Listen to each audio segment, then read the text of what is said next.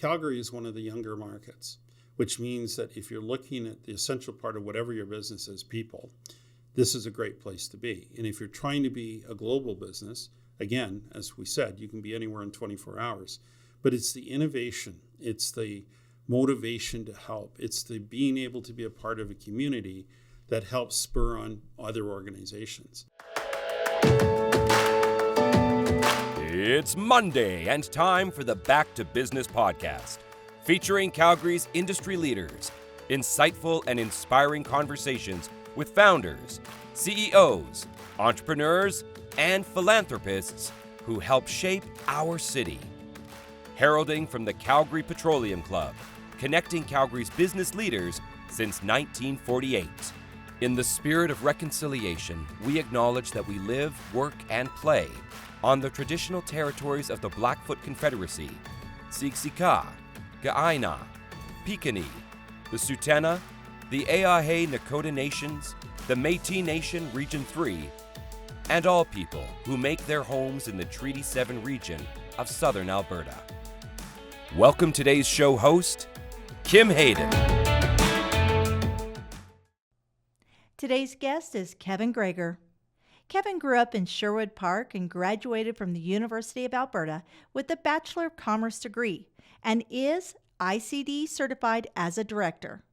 Kevin began his business career with Xerox Canada, and after a successful career, he left to join Relies in Canada, where he rose to corporate vice president, business development for Canada, until he left in 2005 to become a leader in executive search.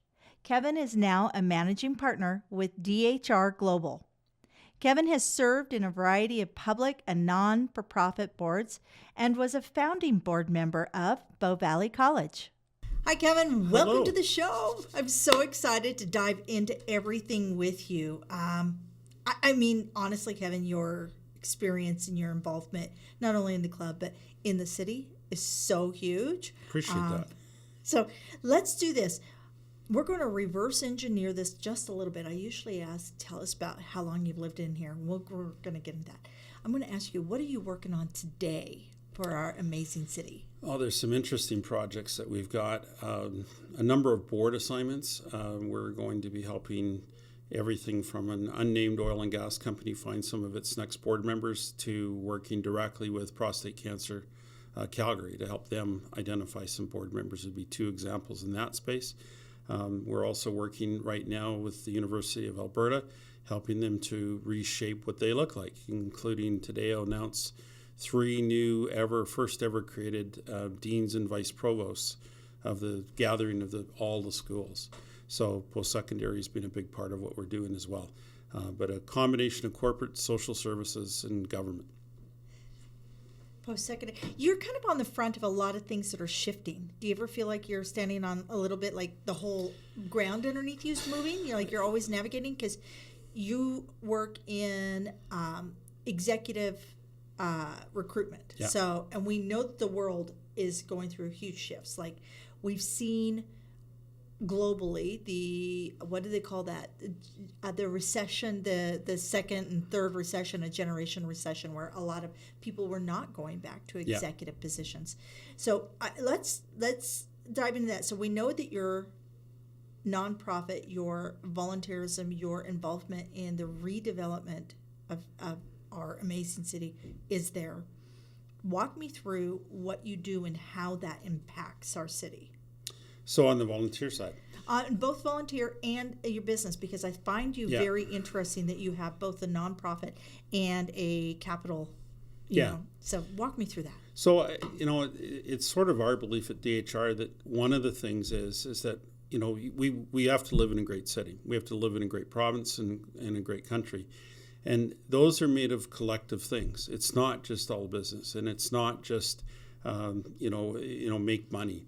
Some of it is the infrastructure put behind us. It's the education that we train our kids and our family members with. It's the support systems that things like the Petroleum Club give.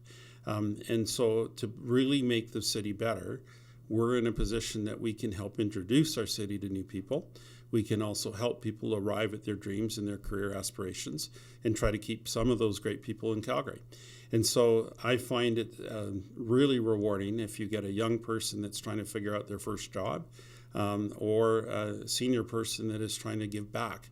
And so in either of those ways, I think we have a role that we can play and help to direct those people into those types of roles.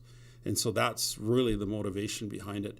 Some of our competitors will only work in those make the money kind of thing, and I've never been that. I think that for my own reward, it's watching that person, achieve their own success in their own career and reach out to where they're going. So that's part of the motivation.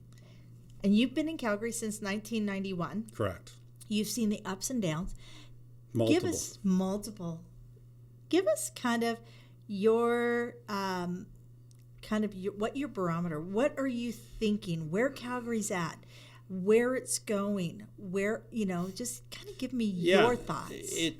I think we're actually poised for some really great things, and I see it from a couple of lenses. I think, number one, there's opportunities for my kids, for example, to grow and stay here and move into new industries. Calgary also, I'll talk from that perspective, still is the second largest head office center in Canada. And as a result of that, we will avoid some of the challenges that other centers have because we will grow.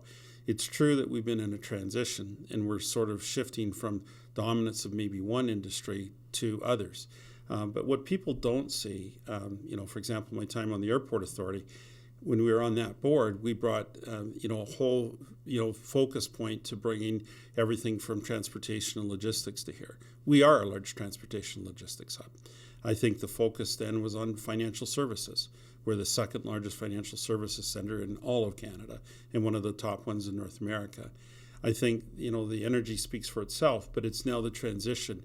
And you're seeing the transition to technology, and you're seeing everything from, supporting the energy sector, which is not a bad thing to do, but to clean tech and clean energy and things like that I think Calgary can lead in. And then the tech part that most people aren't seeing is the switch that's moving to ag tech. And so ag tech is going to be a big part. I was just writing it down. We are ag leaders. We are ag leaders, and we are conscientious. Correct. Ag leaders. That's what I really love about Alberta and what I'm seeing come out of here is a thoughtfulness to everything that we're working on. It's also a mix because it's not just, so we've worked with some of the great groups like Kane, and we've worked, which is a funder of tech, and we've worked with some of the venture capitalists and things like that. And what I see is this motivation that's there, and I think agriculture is becoming one of those groups that are, it's being sort of quietly there, and we've been leading in it, and we see it through the Stampede sort of once a year, but it's becoming an underpinning of our success. And one of the entrepreneurial spirits of Calgary is, how do you take something and move it? So how does AI affect ag tech?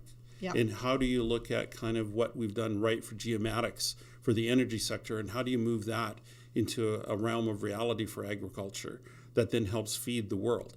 So I think that what's great about Calgary is that we've got this intergenerational play, that we have, the great experience of a Dick Haskane still here to help us, but we've got the young Mark Blackwells coming up with their investment strategies and where do we move it. And we're one of the few cities that kind of group can get together and talk and meet and come up with new things without casting judgment. And so I really find this is the place to be if you're motivated on making a difference. Motivated on making a difference. I love that. Do you sleep? Because I'm going through all the different boards in my head. So you have been associated with Calgary Stampede, Health Trust, the Alberta Economics Development, the Chamber of Commerce, the Calgary Education. Literally, you're touching everything. Why?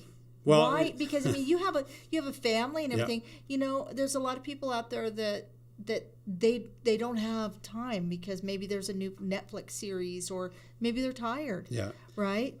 Tell me about what is the driver for all this incredibleness that you've contributed to the city. Well, I appreciate the nice comment, but there's lots of role models that have sort of led the way for me, and like I said, the Dick Haskanes and Ron Southerns and the Jim Grays and people like that have been very much ahead of me in doing this. And I can remember having met with each of them, and the key message from each of them: do what you can do, but you got to give back to your city too. And if you do, the city will look after you. So make it clear, my priorities are family first, paying job second, paying board third, and volunteer board, fourth. But I've also gained richness out of every one of those experiences.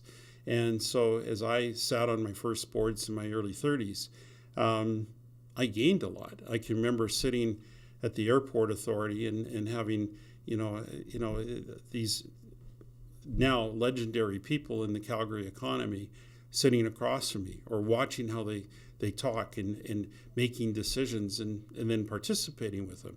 So I also learned that, I can participate and I can add value too. Yeah.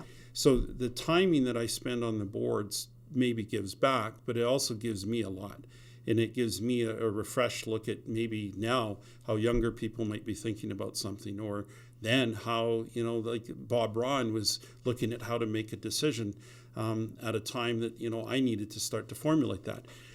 One of the things I love about Calgary, and I've always loved it, and about the Petroleum Club, we are a great city with great gathering places like the Petroleum Club. And what we are able to do is share and generate new ideas and new thoughts, and not lose that. And so I think that, my original outreach, I got pulled into a lot of these things, but it was allowing me to meet a wider circle of people, which then naturally, when I left my Xerox world and got into the world of search, was sort of a natural sort of progression of working with people and trying to help them. And so that's been part of my nature. And I've gained more out of it than I think I've ever given. But, again, it's sort of a timing thing. They say if you want to get something done, give it to a busy person. Well, possibly. Well, that's kind of the running joke there.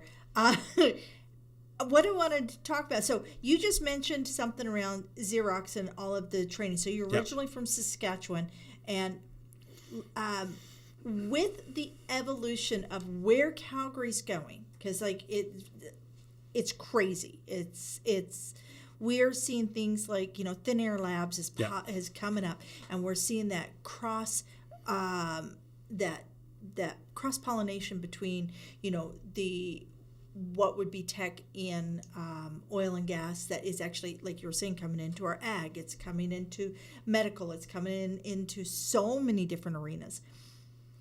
What is something that you learned within your Xerox days? Because anybody who knows what Xerox knows that they have probably one of the best training systems out there for their key part. I want to say partners, but key principals within their industry or within their company. Can you share with us what you think you took from that has helped you move forward? So, one of the key things, and there's a whole process around it, but it's about listening. And we were trained at an early age to go and understand what was the situation, what problem was created because of that situation, what was the implication of the problem, then what is the need payoff, and how could we help it? And so in taking that approach, instead of just trying to pitch an idea or to tell somebody what the answer is, one of the things I think I've tried to benefit from is understanding where the other person or organization is coming from, trying to get to the right level of what the real problem is and not what they think it is, and then trying to find a solution to it. So in the Xerox days, we helped bring outsourcing to the market. In my world today, people and people skills are what most companies will tell you is one of their biggest challenges. And so if you're talking about one of the biggest challenges of that, then that skill I learned at Xerox is allowing me to sit with a CEO or a vice president of HR or a board, trying to let them tell me what their issue is and how can I then help them, taking my skill sets to do it. The other part is I learned a lot in some of my first assignments, whether I was in Fort McMurray or Yellowknife on my own. I got a confidence that you could talk to a deputy minister when you're in your 20s at the same time as a mine worker, that we had things in common. So I was able to bring a look, I guess, at a relatively young age about, people are people. And if you can find what the common problem is, you can find a solution. And it doesn't matter if you're 25 or you're 65 or you're 75. you will add something to the conversation. But the art that Xerox taught me is to how to get it on the table. And then if you can listen, you can find a solution. And it's not normally one you have on your own, but it's something new that's developed between you, the person you're talking to, and maybe the support team that you have working around you. You touched on youth and confidence and listening and having those conversations. And work with me, folks, here. I'm going to kind of bring this around here because I really feel that, Kevin, you are kind of, you have a perspective that is actually the entire ecosystem. So where Calgary has been since 2015 is we got hollowed out a bit when, especially with our young families, having to leave or trying to find other alternatives. Now we're starting to see people come back. Calgary is historically the youngest city per capita in Canada. So we have opportunities. As you said, it's the second hub for headquarters. We have a high percentage of white-collar, well-educated, younger people. When we take a look at this and we take a look at what's happening now, and then we take a look at your professional insight and professional recruitment, we have this odd thing happening in downtown cities around the world. Like there's some cities are being literally hauled out from their downtown core from commercial. People are not returning back to the office. And yet the offices over the last 30, 40 years have been that kind of social network. First of all, how does an entrepreneur who is at that executive level, who is not going to go back into a commercial space, how do they network? How do they get out there? How do they get connected if they're coming to the city new? And the second thing is with all of your work within the city, economic development, knowing all these people, what are some ideas that you have around keeping our downtown viable and vibrant? So lots of questions. Sorry, you know what? I am so excited to have you here because really you have such great overview of so many different areas that are very, very impactful in Calgary. Well, let's hope I can give you some thoughts. And start with the young people. How are they? I think there's a couple of things, and in young or old, one of the common things that I'm seeing is that people want to be involved, and they don't know how. And so whether you're young and you're 32 and you're saying, I want to get on my first board, or you're 55 and you say, I want to get on boards, I hear that a lot. And really it's code to me that's saying people want to add value, they want to give back, and they want to learn. And I think there's book learning and there's experiential learning. And the normal person wants to learn and continue to evolve and do things whatever their age and stage is. It's about getting, people in the right place and connected to the right person and being able to help that. And so if you're young, no different than if you're older, I think what you want to do is put yourself out there and bring a skill set that you have in it. So for example, when we look at board placements, I can tell you that one of the trends is that most boards are saying they want someone under 50. And why? Because that's what their target market looks like. I can tell you that you're looking at all kinds of diversity when you're looking at a board. And why? Because that's what their target market looks like. And then as they get inside of diversity of thought becomes the real answer, because we're hearing it from different people and from different backgrounds and skill sets. And when you can get to a point that you believe in that and you accept that, you will get a better result. So then how do you get there? I believe it's about being involved in its little steps. People want to go on a board are not going to be on the Bank of Canada or the Royal Bank First Board Out or Suncor.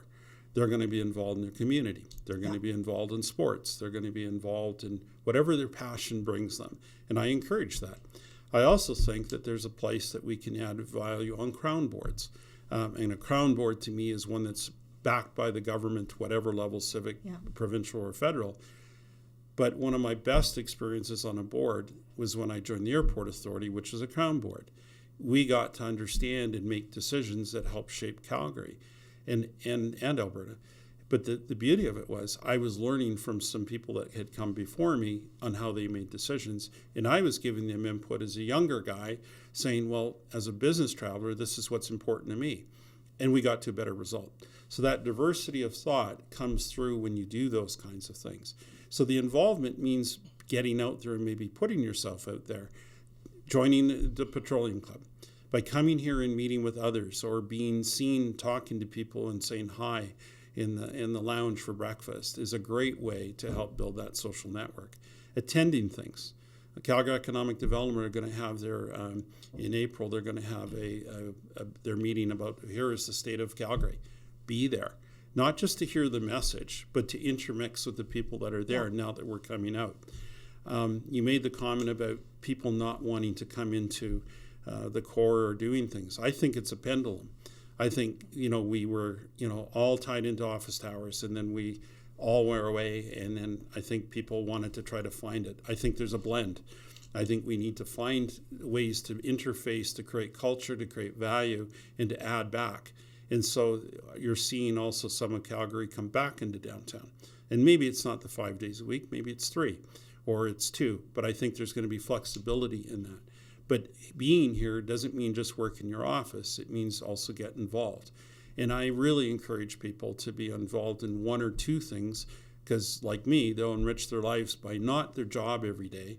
It's by that social network that they'll create, the network and connections that they'll make in the other things. And they'll be rewarded because they'll add value. But don't do it for the purpose of self-promotion. Do it because you believe in it. Exactly. Be of service. Correct. Be of service. I think that's the one thing that it was funny, because when we first came to Calgary, my husband had lived in Toronto for quite a few years, and I'm originally from Wichita, Kansas. I talk to everybody. I don't know if you gathered that, Kevin. You're friendly. I love human beings. I think human beings are, and I feel so blessed and honored when somebody shares their time and their insight and their conversation with me. And I remember my husband coming back when we were moving here in 98, 99. And he goes, I forgot. It's like the land of Care Bears. You're going to love it. He goes, you go to the bank and you get a full story. And I think that's something that's very cool, that I still see people taking time for other people here. Even though since I've moved here, the city's gone from 750,000 to 1.2 million people. Like, we are growing, and we're going to double again. I just don't see that mentality changing. I see that we care. Yeah, and I think, what's great is the venues that people have, like the Stampede. 2,500 volunteers that aren't paid to make a difference and promote our city. That's an amazing thing that's going on. The White Hatters at the airport are an amazing, tool of welcoming people. But I also tell you, it's in the executive team. And one of the things that always amazed me when I first moved here in the 90s is you didn't know who was the president of oil and gas company or who was the oil worker if you went to Stampede. Everyone was wearing the same. And I think that sort of ability to share and work with each other is at the foundation of what makes Calgary not only successful, but resilient. We bounce back because we want to, and also because our team says we're going to. And we find new ways and new industries and new tools to how to make that work. But at the essence of it, it's people. And it's like I was blessed by meeting some names I shared earlier, but every single one of them said, Kevin, spend your time on your business for sure and your family, but add to the community, and the community will never let you down. And in my 30 years here, it's been that. The community has never let me down. When I've had a high or I've had a low, they've made sure I've found a balance between the two. So through your business, this is all your experience. So when you are attracting and recruiting people, walk me through pitch me Calgary. If somebody's out in Toronto and you want to attract them for a business here, and you know how everybody talks about Calgary sometimes, we're all cowboys. And I'll put a picture in my head. I'll let the person's name not share into this, but it's a true story about bringing in someone here from Toronto that had not lived here. So it's easier if someone's already lived here. because they get the experience. But back to, as I said, with Xerox training, what I want to do is understand the person. I'm not pitching them on a job. I want to understand who they are and where they're at in their time in their life. So, what's their current situation? Where do they see their growth opportunities? What's important to them? Talk to me about your family and your where is that at? And then as you get through a couple of those chats, you get to learn that people not only have, growth ideas for their career, but they're also more family valued. And I find that's also changed since the pandemic. There's more of that. People are worried about elder care. They're worried about their kids. They're worried about where they live and all of those things. So, but when you understand sort of the need for somebody to come, you talk about the opportunity to be one of the leaders and not one of the followers. You get the opportunity to shape not just the business or the industry that we're putting them in, but the community.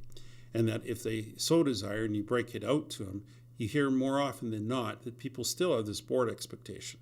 They want to add. And you explain that this is the town that you can not only do your job, but you can influence what happens in other ways. And that, we can help make that network a connection. And in this one case I'm thinking about, we did talk to the mayor and we did talk to the school board and we found out what the person's spouse wanted to do in their career, and we made that network. And then I was able to get realtors for free to help tour people around this great city. Not that I was pitching it; they got to help share with this couple what they wanted to see within their family and the types of things. And then, of course, those big rocks to the west of us are a pretty good selling point from someone from Toronto. I think that culturally, we are on top of the world. Like we've got everything from what's going on downtown, all the way to the Stampede. We've got events, we've got pro sports, we've got, really whatever it is you want is here, but with the social fabric that we're still a community. And that gets a lot of people in their ascendancy of their career. And if you're corporately based, you're still in the second largest market for head offices. And we have one of the best airports ever. Correct. Oh my gosh. I'm in and proud out. of it. Yes, I'm proud of it. You should be. It's a pretty phenomenal feat. And and you can get anywhere in the world from here within 24 hours. And that can't be said by a lot of cities. So I believe, are one of those international cities that punches above our weight and can even do more.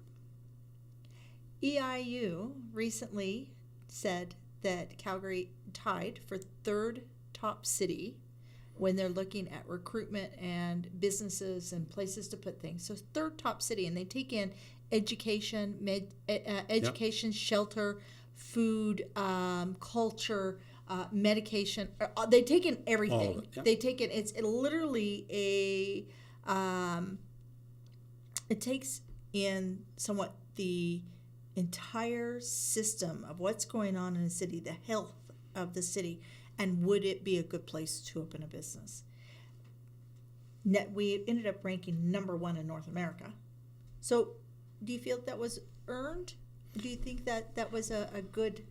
I think it is earned. I think that when you look at the complexity, and you made the comment, Calgary is one of the younger markets, which means that if you're looking at the essential part of whatever your business is, people, this is a great place to be. And if you're trying to be a global business, again, as we said, you can be anywhere in 24 hours.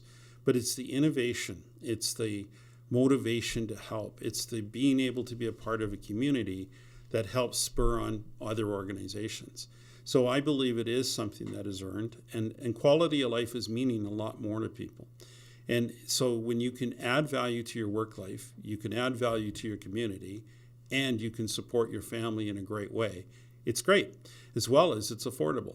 If you compare us to Vancouver or Toronto or New York or Chicago or any of these other major centers, Calgary is in a very good location, and it's a very good place to help sell people to. And once you get here, I think that you find that it is that warm, welcoming place. Of course, you ought to want to go out in it. And I think that that's where it's up to us as citizens to invite people to be a part of things. Well, I always invite. I'm like going, anywhere I'm going, you're welcome to join me. And what I find really fascinating about Calgary, and this may be the same in other cities, I just don't live in those cities. We see all this stuff in the world around the influencers on social media. But the true influencers I have found in Calgary don't have social media accounts. They're too busy doing. Yeah.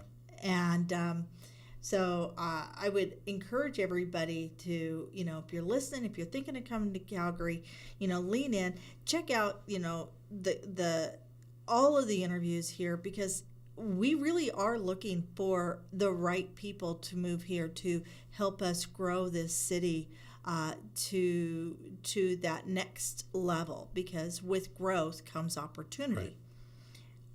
I'd love for you to close me out with, or close us out on your thoughts around the Petroleum Club, because you've been on the board. Yep. And it wasn't too long ago. I was on the board when it was in trouble. Yeah, well, and it wasn't too long ago that they didn't even have women's bathrooms. Mm-hmm. So walk me through, because I think the club is almost indicative of Calgary, right? Yeah. It really is. If we looked at it, we made this little petri dish. What's going on here is very much what we're seeing. Walk me through your experience here at the club and where you see it going. Well, I think great cities have great gathering places. Mm-hmm. And I think the Petroleum Club is one of those, and it's in the dead center of Calgary. And what I have found about the Petroleum Club is that it is sort of celebrates the past, but it moves forward as to where we're going. And it needs to take stock of where its leadership is and what's happening within the community. So, you mentioned it about women not being a part of it. Well, that was way before my time. But some of the best leaders in this market are women.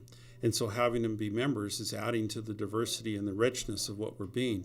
I'd also say the Petroleum Club is talking about the heritage of Calgary, but the heritage of Calgary is not just one industry. But the industry that was created and built Calgary, petroleum, continues to be an anchor force of it. So the CPC, or Petroleum Club, however you want to say it, provides that gathering place for all people to be able to come to, all generations, all genders, all ethnicities. And so what I find about the Petroleum Club is how welcoming it is and how easy it is to get connected to it. I also find that if I'm going to meet somebody for breakfast, this is the place you want to meet them. Because if you meet them, it's how much other work you can do because people see you there. And yeah. I've had people stop by and say, Kevin, we need to talk. I've got something for you to think about. Or I'll see somebody else and it's my brand and marketing. I'll walk around and say, hey, how you doing and where you're at. It shows the friendliness of the city, but it also shows how business is done. We're not far away from the handshake deal that says, yeah, you're my guy or you're my lady and I want to work with you. So the P Club is one of those things that I think if you can take advantage of it, you use the services, the friendliness of it will help you gain both personally, corporately, and financially, because it will become one of those key things you want to use. I would say, if I was to sum you up in one word, Kevin, I would say that you are definitely a collaborator.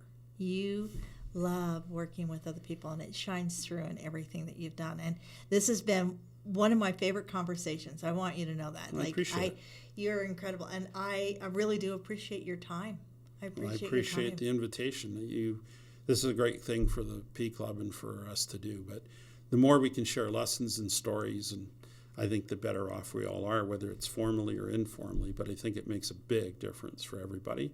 As we come out of the pandemic, if we're not sharing those experiences, we're just going to get locked in again. And that's the worst thing that could happen. I agree 100%. You are incredible. Thank you so much. Thank you. I appreciate it. The world is changing, and it's happening faster than ever. Businesses and people are adapting, but nobody can do it alone. Maybe it's easier for Burnett, Duckworth, and Palmer to keep up because they have always been nimble and brought creative thinking to the way they practice the law. BD&P best understands your industry and your business because Calgary is their home too. They're not just legal advisors, they are true partners. They've been called unconventional, and they think that makes the firm better partners to their clients for now and for the future. Meet your legal match at bdplaw.com. Your partners for a brilliant future. Thank you for joining us today on the Back to Business podcast. Be sure to visit calpeteclub.com, CALPETECLUB.com, to find out more about upcoming events, networking opportunities, and membership. If you are not already a valued member at the CPC, where we are proudly connecting and supporting Calgary's business leaders.